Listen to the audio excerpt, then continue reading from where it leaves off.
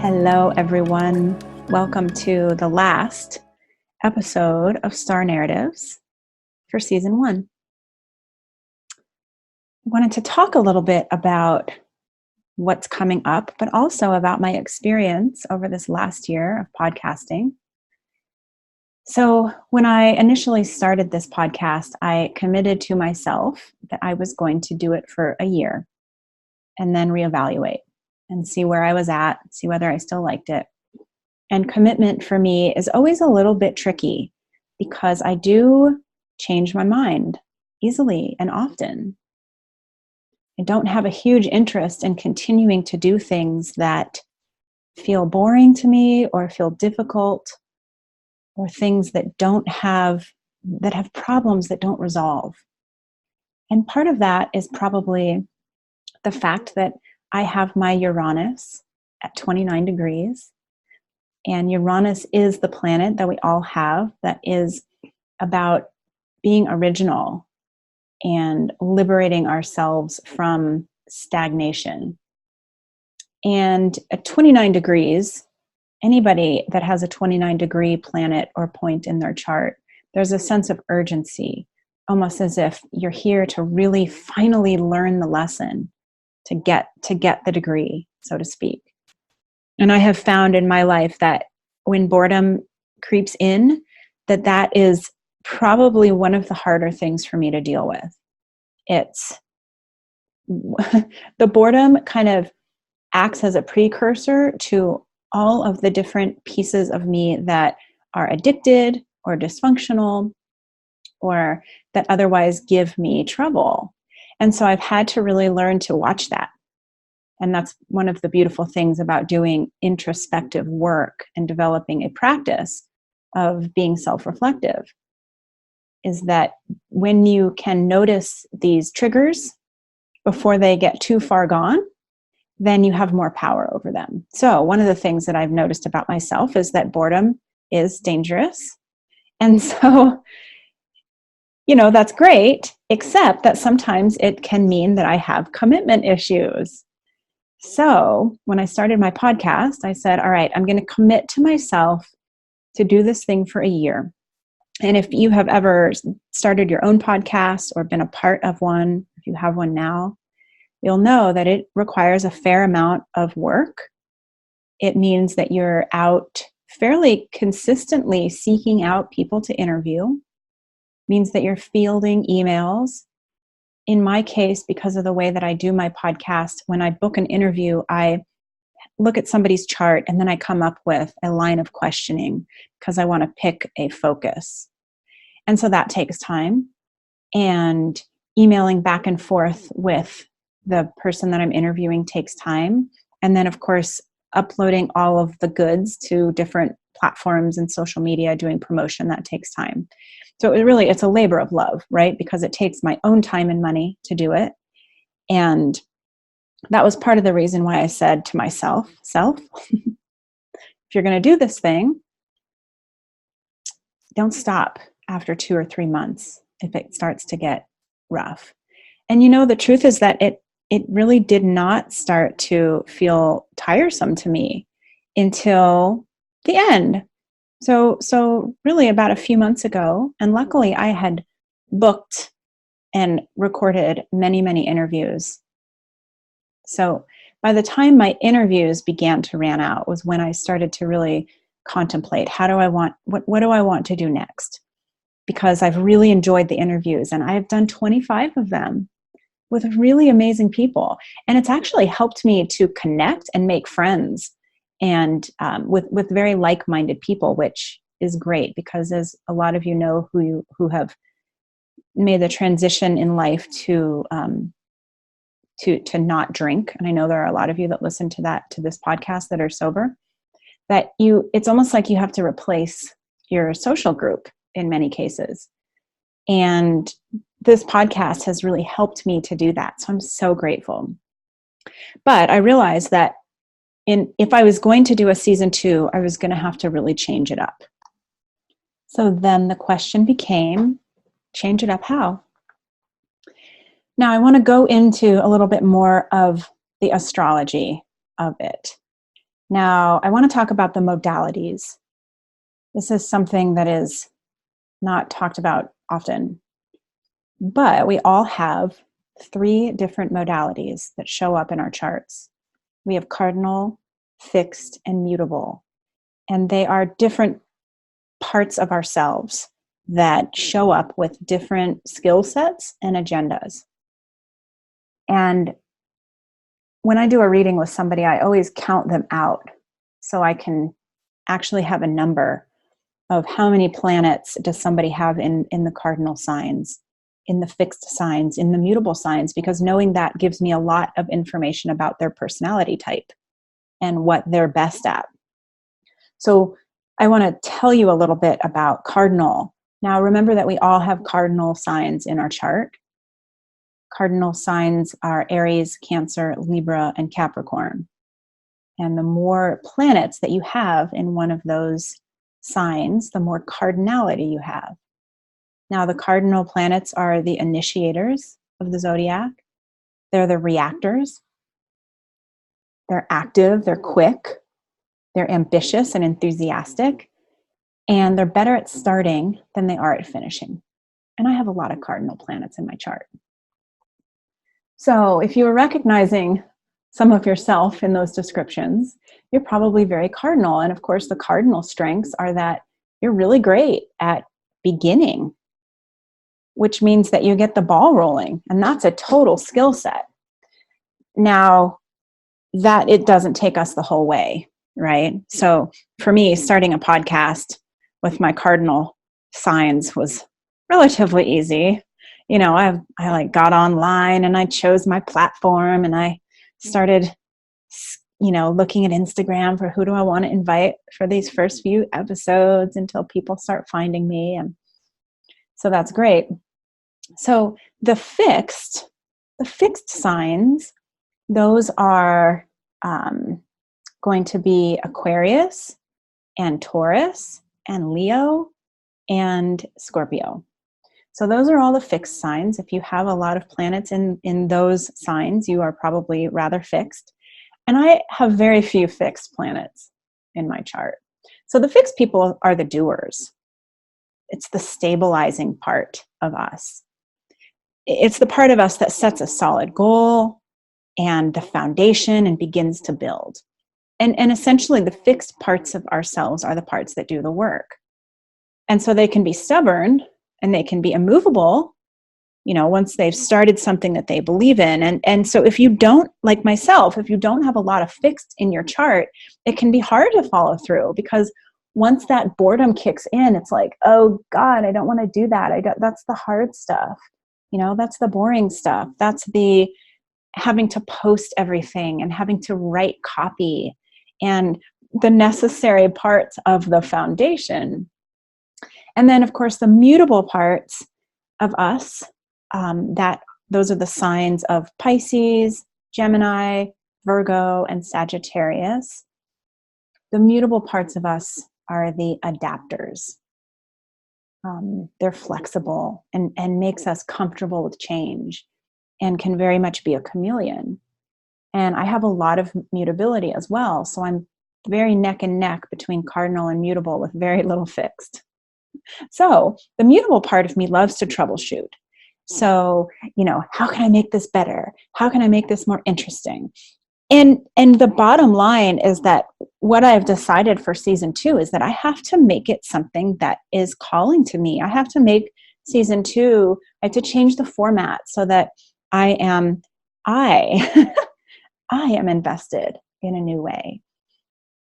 Of course, I want the listeners, you guys, to love the show too. But in order for me to really make it something rich and valuable, it has to be coming from a place of excitement and passion for me. And so I've been doing a lot of brainstorming about that. By the way, this is one of the reasons why it's so informative to know your own astrology. I've had so many clients who have come to me really frustrated with themselves because they, for example, can't ever get something started. And usually that means that they just don't have a lot of cardinal planets in their chart. And rather than spend a bunch of time bemoaning the fact that you can't get anything started, you can circumvent that by, first of all, realizing that starting is not your strong suit, but maybe doing it, the work is. And if that's the case, then maybe you hire somebody to help you get started, who can partner with you and say, hey, let me lay out the format for you. Let's make an outline. Let's set up some goals. Because it's when you do that that you can then move in and do the work. Or there are plenty of people who, change their mind all the time. And they're like, oh, I can't make a decision and I drive myself crazy. And, chances are there's a lot of mutability in that chart. So then we start looking for, like, how can you support yourself in that way? The mutability is most definitely a strength. So, it's a strength as long as you're not constantly bouncing around. So then you want to find a way to ground. How do I ground myself and put things and be able to make a decision that feels good? And of course, it's more than just the cardinal, fixed, and mutable. It has a lot to do with where the other things are in your chart. But when I began to really understand my own chart, so many things became clear. And all of these places that I used to just drive myself crazy, now I can see them more clearly. And I can react to them in different ways. Like, for example, saying, hey, if I'm going to start this podcast, I'm going to commit to doing it for a year. And that means that I am going to put out 2 interviews a month. And I'm not going to expect more than that. But 2 interviews feels really doable, and it feels like I won't get overwhelmed. And then here we are a year later, and I did it. So here's a question for you, just as you're listening, whether you know your chart well or have never seen it before. Which of those modalities sounds the most like you? Are you somebody that initiates and gets the ball rolling? Are you somebody that is much better at doing the work after somebody else has sort of laid out the parameters? Or maybe you are the troubleshooter. Maybe you like to come in and point out where things could be changed and fiddled with to make the product or the project better. Always interesting just to get that insight, even without seeing your astrology. So let's talk a little bit about season 2. So season 2 is going to start in a few weeks, and I have already booked a few interviews. There will be less interviews. There will be more of me. And part of why that is that I have gotten feedback every time that I release something that is mine. I get great feedback that people want to hear more of the solo stuff. But I've also I have all of these really cool offerings now that involve teaching. And teaching is something that is really near and dear to my heart. And so I'm not necessarily looking to teach astrology to have people, become astrologers themselves. It's more like I want to use astrology as the gateway to self-exploration for my listeners and for my clients. So right now I offer a great package called Soul Secrets. It's a mentorship package. And we go through every single sign, house, and planet in the chart. And we talk about how each of those shows up specifically for you in your life. And I love working with people in that package. And I also have a class that is called Astrology for Emotional Self-Care that I will be launching occasionally throughout the year. That is a similar version to the Soul Secrets, but it is self-study and it is much more affordable.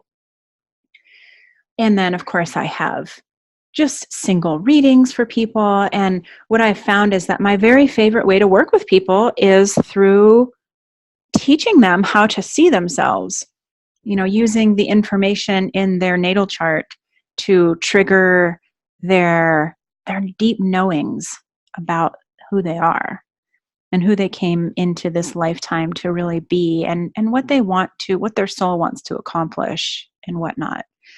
So I feel like I want to move in that direction with this podcast. So that will mean more small chunks of teaching and less interviews. And the idea of that really lights me up. Again, it like triggers that passion, that idea that the things that I'm really, really interested in sharing, this can be a platform for that. It's been so interesting for me these past few years. I've been doing one Saturn transit after another. And the Saturn transits, y'all, the Saturn transits. Everyone does Saturn transits throughout their life every 7 years.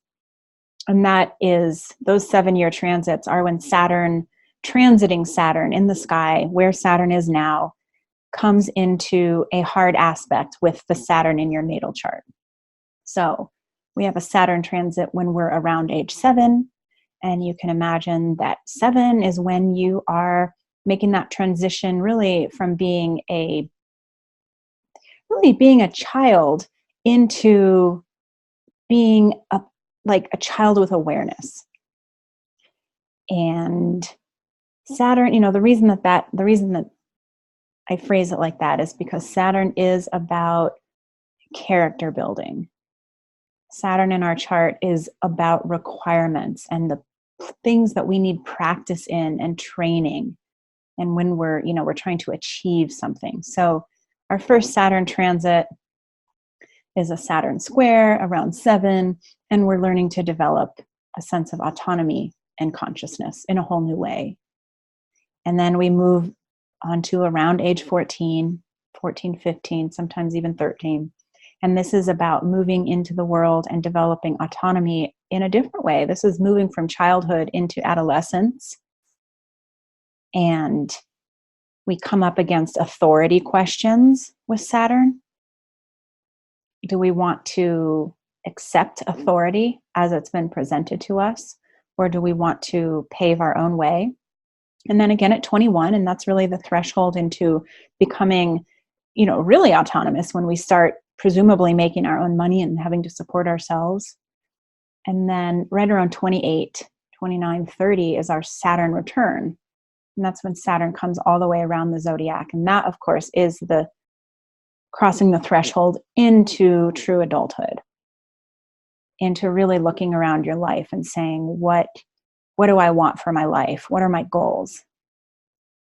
And I have been doing Saturn transits now for a handful of years because of the layout of my chart. It's been basically like one Saturn transit after the next. And I have another one coming up next year too, so I don't have a break. But what Saturn has done for me is it keeps pushing me to get clear. It keeps saying, where do you still need skills? Where do you need to learn how to dedicate yourself? What are your true obligations? And I would say it's brought me some reality checks, and Saturn is also a career planet, by the way. So Saturn in my chart has been really having a hand in my career and in developing this business of astrology and figuring out what do I want to be doing.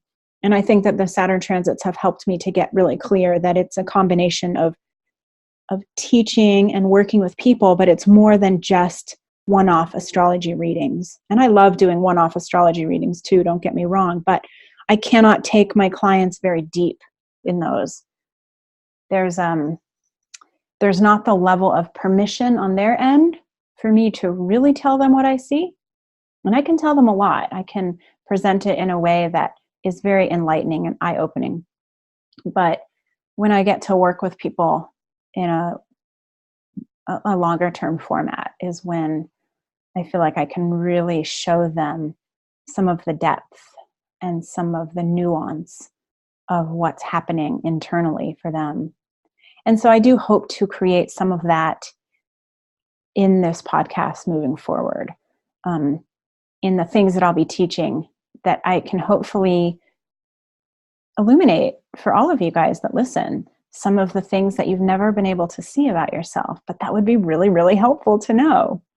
So that is my goal. And like I said, I think that it will probably start back up in a month or so. In the meantime, I have tons of content on YouTube, on Instagram, and on Facebook. And I release a weekly astrological forecast. So if you're not on my newsletter, you can get on that. You can just go to nathacampanella.com and sign up. You'll get those things delivered to your inbox, or you can find me on Instagram and follow me there, or on YouTube or on Facebook. And I really do encourage you to send me show ideas, to send me emails. And if you're somebody that would like to be interviewed, send me an email. There's a form actually on my website, on the podcast page, for interview requests, because I do want to make this, like I said earlier, it's about me having a passion project, but it's also about what you guys want to hear about and what you want to listen to and what you're super curious about.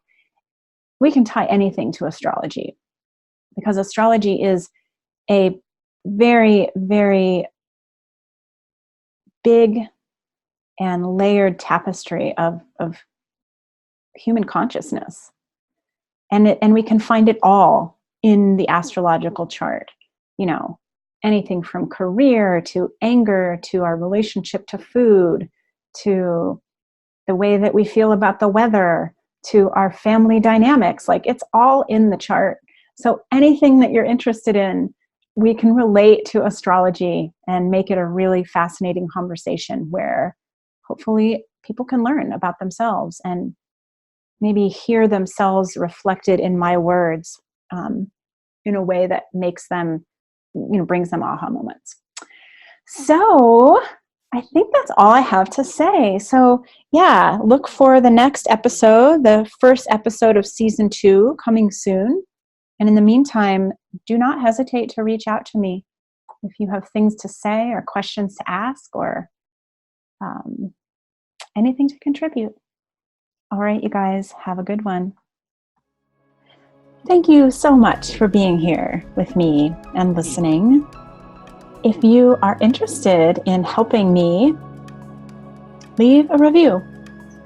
You can leave us a star review, you can leave us a word review, but the reviews really help get the episodes and the podcast in general seen by more people.